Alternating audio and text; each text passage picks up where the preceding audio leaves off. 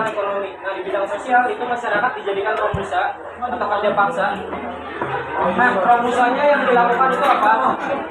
Dengerin ya.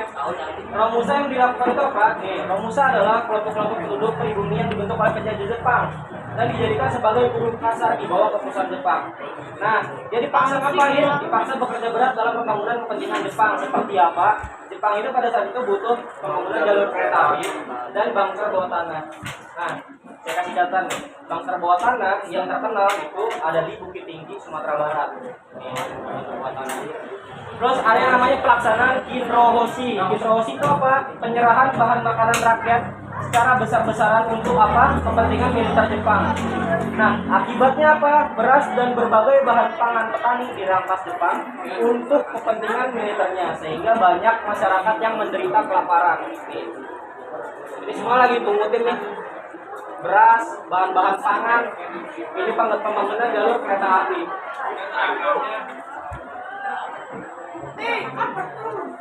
Nah, ini yang selanjutnya ada namanya di bidang sosial juga, pelaksanaan Jubun Liangsu. Ini LC. Ya, kalau misalnya dibilang ini prostitusinya Jepang, Jubun Liangsu. Ini memperkerjakan para gadis dan perempuan sebagai wanita penghibur untuk apa? Pemuas nafsu militer Jepang. Nah, banyak gadis dan perempuan yang ditipu oleh Jepang, kayak misalnya Halode. Nah, Halode itu ini nih, Jubun Liangsu. Nah, yang ditipu apa nih? Bekerja sebagai perawat atau disekolahkan. Ditipunya dengan apa? Bekerja sebagai perawat dan disekolahkan. Ternyata hanya dipaksa menjadi melayani para kompetai. Kompetai apa? Kompetai ini namanya polisi militer, ya. Saya bilang apa? Halode kan? Kompetai itu polisi militer. Nah, para gadis dan perempuan disekap dalam camp-camp yang tertutup sebagai wanita penghibur. Lihat mukanya om senang membayar ya. OSOB. Nah, terus yang saya bilang kompetai apa? Polisi militer atau tentara pengkasaran Jepang. Nah, bertugas menindak pelanggaran hukum di lingkungan militer dan sipil. Ya kayak halode yang baru lulus saat ini apa? Pelatihan kayak gitu. Nah, ini dia. Pelaksanaan Jubun Liangsu. Ini yang ketiga, jadi cuma 3 doang. Nah, ini ada kehidupan bangsa Indonesia di bidang ekonomi. Kenapa panjang? Karena ini historis, jadi tertulis. Nih, pada waktu itu Indonesia di bawah kedudukan Jepang, sistem ekonominya diterapkan sistem ekonomi perang. Nah, sistem ekonomi perang itu apa? Nih, menguasai sumber-sumber bahan mentah dari berbagai wilayah Indonesia. Tujuannya apa? Melakukan untuk menghadapi perang Asia Timur Raya dan hal-hal yang diberlakukan dalam sistem pengaturan ekonomi pemerintahan Jepang. Nah, ini hal-hal pengaturan ini ada banyak. Ada kegiatan ekonomi diarahkan untuk kepentingan perang, maka seluruh potensi sumber daya alam dan bahan mentah digunakan untuk industri. Lalu pengawasan tersebut diterapkan pada penggunaan dan peredaran sisa-sisa persediaan barang. Ini pengendalian harga untuk mencegah meningkatnya harga barang. Lalu pembatasan produktivitas tanaman yang tidak menguntungkan perang.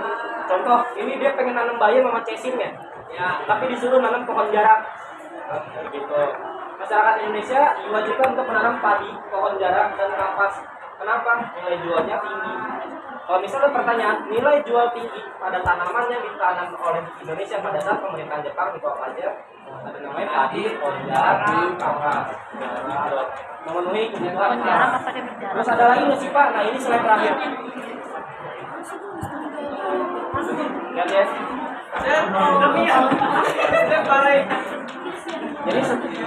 Jadi dia menerapkan sistem ekonomi sekarang ngapain nih? Ini untuk apa? Saya hapus di gambarnya nih. Lihat dulu. Nih, dia untuk apa? Nih, konsekuensinya pada saat penerapan sistem ekonomi perang itu rakyat beserta semua kekayaan itu dikorbankan untuk kepentingan perang. Hal ini jelas menyengsarakan rakyat defisit kebutuhan material. Ini fisiknya. Lihat ya. Kalau misalnya dibilang tinggal pulang sama kentut, ini nih. Pulang sama kentut.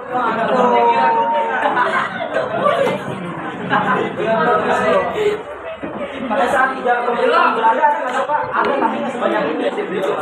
Nggak sebanyak ini. Jadi ya yang saya bilang ya, di Belanda itu dia masih memberdayakan sumber daya manusia, tapi ini dia memeras sumber daya manusia karena apa? Karena kebutuhan perang.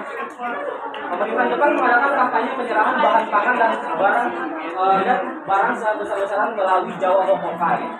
dan Nagioviniae, Koperasi Pertanian, serta instansi resmi pemerintahan. Nah, dampaknya itu apa? Rakyat dibebankan menyerahkan bahan makanan sebesar 30%. Untuk pemerintah 30%, untuk lumbung desa, dan 40% menjadi hak pemiliknya. Bayangin, 40% doang. Lihat 40% aja begini. Gimana 10%?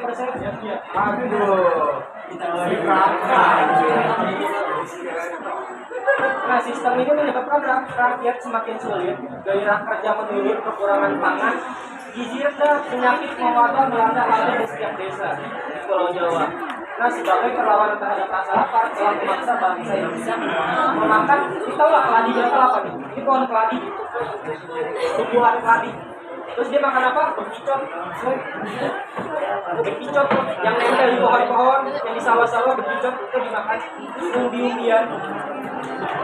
Ada batang pohon pisang tuh. Batang pohon pisang. Sama batang pohon pepaya.